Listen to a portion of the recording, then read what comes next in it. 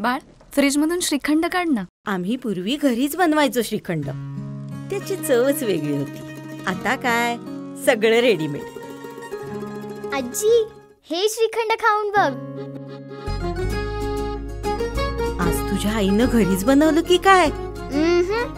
हे आहे गोकुळचं श्रीखंड. अगदी जिभेवर रेंगाळणारं. जिभेवरच नाही तर मनावरही रेंगाळणार. गोकुळ श्रीखंड, मनावर रेंगाळणार.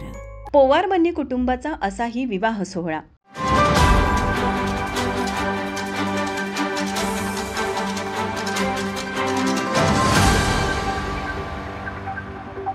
सध्याच्या युगात विवाह सोहळे आधुनिक तंत्रज्ञानावर आधारित असणाऱ्या वाद्यांवर पार पडतात.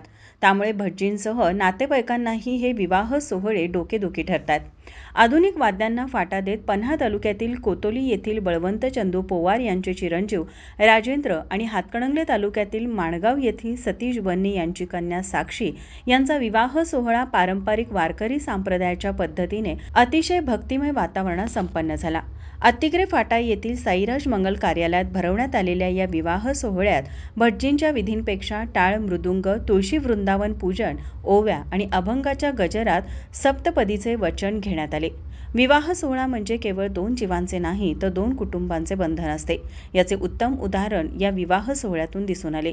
या अनोख्या आणि भक्तिपारायण सोहळ्याला पोवार व बन्ने कुटुंबातील नातेवाईक, भाऊबंद तसेच विश्वास सहकारी पतसंस्थेचे संस्थापक व्यवस्थापक विश्वास पाटील, व्हाईस चेअरमन बबन कांबळे, संचालक विश्वास गायकवाड, महाराष्ट्र उद्योग समूहाचे संचालक SD पाटील, हनुमान पतसंस्थेचे संचालक प्रकाश पवार, माजी ग्रामपंचायत सदस्य महादेव पवार, अशोक पवार, शिक्षक नेते रघुनाथ खोत, DA पाटील, अनिल अंगटेकर, नवनाथ टिपुगडे, माणगाव लोकनियुक्त सरपंच राजू मगदूम, तिळवणीचे विद्यमान सरपंच श्री राजेश पाटील, मान्य सरपंच सौ वसुधा बन्ने, ग्रामपंचायत सदस्य श्री आबू घोरपडे, उमेश जोग यांच्यासह राजकीय, सामाजिक, सहकार, कृषी, शैक्षणिक अशा विविध क्षेत्रातील पदाधिकारी, कार्यकर्ते आणि अधिकारी यांनी प्रमुख उपस्थिती लावली होती. या विवाहाने सध्याच्या पिढीसमोर एक आगळावेगळा आदर्श निर्माण केला असून परंपरा आणि संस्कृतीचा संगम घडवणारा हा विवाह अनेकांसाठी प्रेरणादायी ठरला आहे.